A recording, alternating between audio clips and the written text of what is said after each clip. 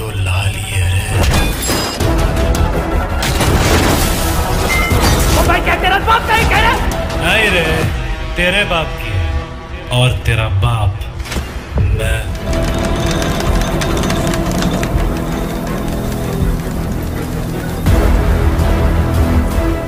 जिसका दिल पत्थर का हो उसको फर्क नहीं पड़ता।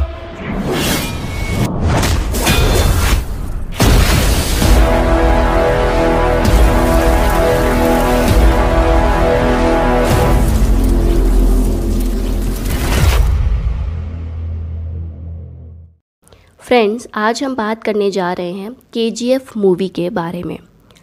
जैसा कि आप सभी जानते हैं कि KGF चैप्टर 2 अब रिलीज़ हो चुकी है, लेकिन KGF 2 को समझने से पहले KGF 1 को समझना बहुत ज़रूरी है ताकि KGF 2 में होने वाली सारी घटनाएं आप लिंक कर सकें।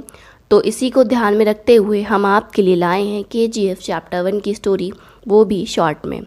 चलिए शुरू करते हैं KGF 1 की कहानी को। इस मूवी की स्टोरी बहुत ही इंटरेस्टिंग है पर थोड़ी कॉम्प्लेक्स भी है। मूवी की शुरुआत होती है 1981 में, जहां इंडिया की प्राइम मिनिस्टर रमिका सेन एक डेथ वारंट पर साइन कर रही होती हैं, और वह भी शहर के सबसे खतरनाक माफिया के खिलाफ, जिसका नाम है रॉकी, और यही हमारी स्टोरी का मेन हीरो भी है। डेथ वारंट पर साइन करते टाइम PM साहिबा कहती हैं कि ये बहुत ही खतरनाक आदमी है और ये वारंट की बात इस रूम तक ही सीमित रहनी चाहिए। अब भाई, रॉकी इस डेथ वारंट के अकॉर्डिंग मारा जाता है या नहीं, ये तो हमें सेकंड पार्ट में ही पता चलेगा। इस सीन के बाद मूवी को डायरेक्ट 2018 में पहुंचाया जाता है, जहां हम एक फेमस जर्नलिस्ट दीपा हेगड़े के हाथ में एक बुक को देखते हैं जिसका नाम है एल डोराडो, जो कि रॉकी की लाइफ पर लिखी गई है।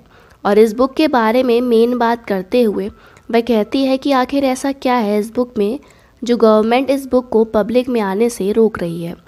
साथ ही इसकी सारी कॉपीज़ भी जला दी गई हैं। तब न्यूज़ चैनल के ओनर का जवाब होता है, दीपा, इस किताब का जो राइटर है ना, वह कोई साधारण राइटर नहीं है।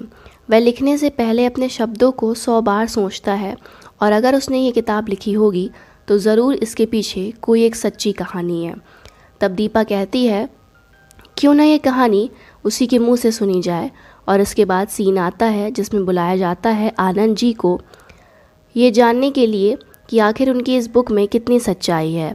फिर वो आनंद जी का इंटरव्यू लेने जाती है। आनंद जी इस किताब की कहानी को खुद अपने मुंह से बताना शुरू करते हैं और बताने लगते हैं कि ये बात 1951 की है, जब कर्नाटक के कोलार डिस्ट्रिक्ट में एक कुएं की खुदाई के दौरान वहाँ के किसानों को कुछ अजीब गरीब पत्थर मिलते हैं। और ये खबर सुनने के बाद गवर्नमेंट के कुछ ऑफिसर्स इन्वेस्टिगेशन के लिए वहाँ पूछते हैं। वहाँ सूर्यवर्धन नाम का एक दबंग भी मौजूद रहता है। जैसे ये खबर सूर्यवर्धन को पता लगती है कि ये सारे पत्थर सोने के हैं, तो वह सारे ऑफिसर्स की जान ले लेता है ताकि वह बात कहीं बाहर ना जा पाए।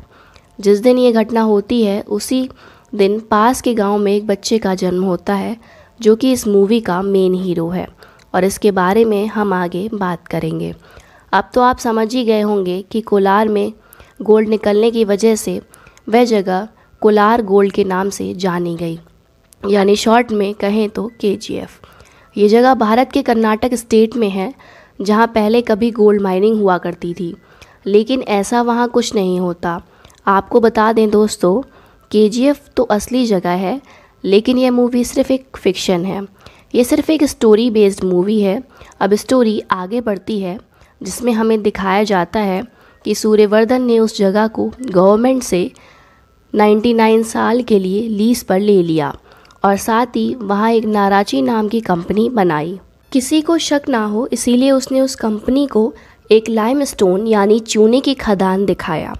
वह काफ़ी लोगों को ज़बरदस्ती बाहर से लाकर वहाँ माइनिंग करवाता था। साथ ही कंपनी को मैनेज करने के लिए उसके 5 पार्टनर थे, जिनमें एक का नाम है कमल, दूसरे का नाम एंड्रयूस, राजेंद्र देसाई और गुरु पांडियन के 2 और पार्टनर्स थे। सूर्यवर्धन का खुद का भाई अधीरा।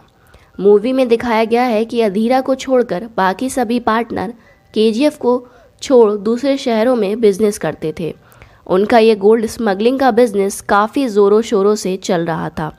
लेकिन 1978 में देखने को मिलता है कि सूर्यवर्धन को हार्ट अटैक आ जाता है और उसकी तबीयत काफ़ी ख़राब हो जाती है, जिसको देखकर बाकी सभी पार्टनर्स केजीएफ पर कब्जा करने के बारे में सोचने लगते हैं।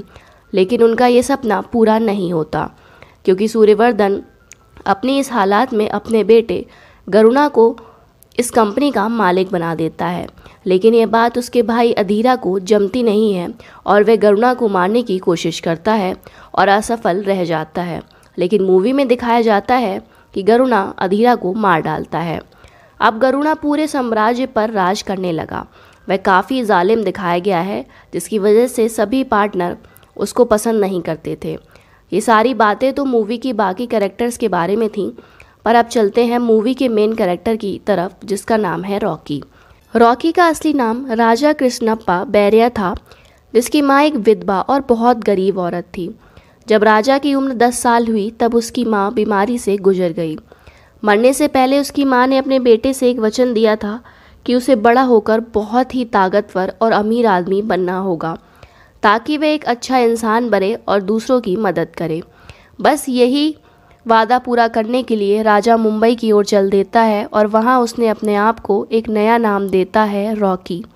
उसकी हिम्मत को देखकर मुंबई का डॉन शेट्टी रॉकी से काफ़ी इम्प्रेस हुआ और रॉकी बाद में उस डॉन के लिए काम करने लगा और देखते ही देखते रॉकी काफ़ी ताकतवर बन गया। वह अच्छों के लिए बहुत अच्छा था और बुरों के लिए बहुत ही बुरा। रॉकी शेट्टी का खास आदमी बन गया और फिर मुंबई में गोल्ड स्मगलिंग का पूरा काम संभालने लगा। अब रॉकी के बारे में ज़्यादातर लोग जानने लगे थे और वह काफ़ी फेमस होने लगा था। मुंबई में आगे दिखाया जाता है कि 1978 में केजीएफ का एक पार्टनर एंड्रयूज़ रॉकी को एक काम सौंपता है और उसके बदले मुंबई देने का वादा करता है। लेकिन इस काम को करने के लिए रॉकी को बेंगलुरु जाना पड़ता है। बेंगलोर में केजीएफ का एक और पार्टनर राजेंद्र देसाई रॉकी को बुलाता है और कहता है कि उसको गरुणा को मारना होगा। सभी पार्टनर्स एक प्लान बनाते हैं और गरुणा को उसके पिता की मूर्ति के अनावरण के बहाने बेंगलोर बुलाते हैं। लेकिन गरुणा ने इन सब से एक कदम आगे होता है। उसको इनके प्लान के बारे में पहले ही पता चल जाता है, इसीलिए वह पूरी तैयारी के साथ आता है। अगर गरुणा चाहता तो अपने सारे दुश्मन को वहीं पर ख़त्म कर देता, लेकिन उसने एक कसम खाई थी कि वह अपने पिता के ज़िंदा रहते अपने किसी भी पार्टनर को नहीं मारेगा। इसीलिए वह अपने किसी भी पार्टनर को बिना नुकसान पहुंचाए वहां से चला जाता है। उसके पार्टनर्स काफ़ी आश्चर्यचकित हो जाते हैं, मानो उनके पैरों तले ज़मीन ही खिसक जाती है। लेकिन रॉकी वहां एक फ़ैसला लेता है कि वह गरुणा को उसके घर में ही घुसकर मारेगा। फिर क्या देर थी, सभी पार्टनर्स इस नए प्लान पर काम शुरू कर देते हैं और एक अंदर के आदमी के ज़रिए केजीएफ की कुछ खुफिया जानकारी रॉकी को देते हैं। नराची में बहुत से लोगों को ज़बरदस्ती काम करने के लिए लाया जाता था। ऐसे ही जब गरुणा के आदमी एक गांव में लोगों को माइनिंग के लिए उठाने गए, तब रॉकी भी वहां पर पहुंच गया और वहां उन गांव के लोगों के साथ मिलकर नराची में घुस गया। और वहां जाकर उसे पता चलता है कि वह जगह तो बहुत ही खतरनाक है। वहाँ लगभग 20,000 लोगों को बंदी बनाकर रखा गया था और वहाँ हर किसी से 12 घंटे तक काम करवाया जाता था और जो लोग कमज़ोर होते थे उनको मार दिया जाता था। और भी खतरनाक थे वहाँ के गार्ड्स, जो रूल तोड़ने वालों को तुरंत ही गोली मार दिया करते थे। नराची से थोड़ी ही दूर पर गरुणा का महल था, जहाँ उसके पिता और उसके भाई एक साथ रहते थे। उस महल की सिक्योरिटी बहुत ही टाइट थी और कोई भी आसानी से आने की हिम्मत नहीं कर सकता था। लेकिन रॉकी ने वहां पर जाकर उस जगह को अच्छी तरीके से परख लिया था और उसने गरुणा के घर के अंदर पहुंचने का रास्ता भी ढूंढ निकाला था। फिर क्या था, एक सही मौका चाहिए था। नराची माइंस में रहते रहते वहां रॉकी ने कई लोगों को बुरी तरीके से मरते हुए और तड़पते हुए देखा। पहले तो काफ़ी दिन तक वह चुप रहा, लेकिन एक दिन जब वह वहाँ के गार्ड एक अंधे और बूढ़े आदमी को मारने वाले होते हैं तो रॉकी से रुका नहीं गया। उस बूढ़े आदमी को बचाने के लिए वहाँ के 23 गार्ड्स को उसने मार दिया। वह सबकी नज़र में एक हीरो बनकर आता है। इसके बाद मूवी में दिखाया जाता है कि रॉकी उन गार्ड्स की लाश को जलाकर अपने लोगों को एक सिग्नल देता है कि वह पूरी तरीके से तैयार है। तभी एक बड़ा राज सामने आता है कि सूर्यवर्धन का दूसरा बेटा विराट अपने भाई गणना को ही मारने का प्लान में शामिल है। विराट अपने भाई से एकदम ऑपोजिट था क्योंकि वह दिल का बहुत अच्छा था। उसी ने नाराजी की सभी खुफिया जानकारी दूसरे पार्टनर से पहुंचाई थी ताकि रॉकी अंदर घुस सके और अब रॉकी से सिग्नल मिलते ही विराट भी तैयार हो जाता है। लेकिन गार्ड की गैर मौजूदगी और वहां की आग को देखकर लोग सतर्क हो जाते हैं और लोग वहां चेक करने के लिए उस जगह पर जाने लगते हैं। तभी विराट उनका ध्यान भटकाने के लिए अपने पिता को ही मार देता है। फिर क्या था, सूर्यवर्धन की मौत की खबर सुनकर सभी लोग वापस लौट चले आते हैं और रॉकी बच जाता है। अब गणना अपने पिता का अंतिम संस्कार करने के बाद ये तय करता है कि वह काली पूजा के बाद सबकी खबर लेगा। वह हर साल पूजा में 3 बकरे की बलि चढ़ाया करता था, लेकिन इस बार कुछ अलग था। वह 3 बकरों की जगह 3 इंसानों की बलि चढ़ाने वाला।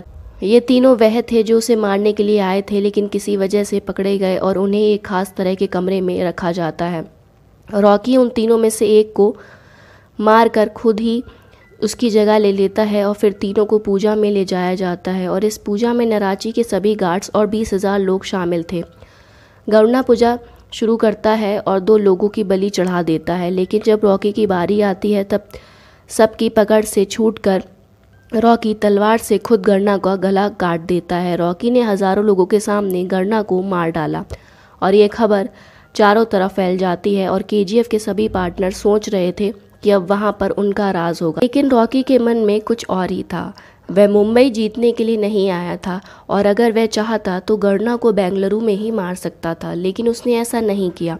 गणना के मरते ही उसके गार्ड्स रॉकी को मारने के लिए दौड़ते हैं, लेकिन अभी सभी लोग रॉकी के साथ जुड़ चुके होते हैं। रॉकी ही नहीं, उसके अलावा कई और भी लोग थे जिनकी नज़र केजीएफ पर टिकी हुई थी, जिसमें से एक था दुबई का इनायत खालिफ और दूसरा था सूर्यवर्धन का छोटा भाई अधीरा, जो कि मरा नहीं था बल्कि बस मरने का बहाना बनाया था। आपको बता दें, ये सारी घटनाएं चल रही हैं 1978 में, लेकिन ये बस एक आधी कहानी है। बाकी की कहानी चैप्टर 2 में दिखाई गई है, जिसमें रॉकी का कई लोगों के साथ सामना हुआ जो कि केजीएफ पर कब्जा करने की कोशिश करते हैं और साथ ही हमें ये पता चलेगा कि क्यों पीएम ने रॉकी को मारने का ऑर्डर दिया।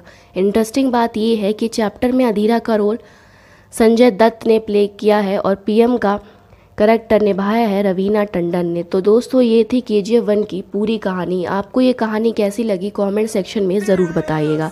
तब तक के लिए बाय बाय, टेक केयर।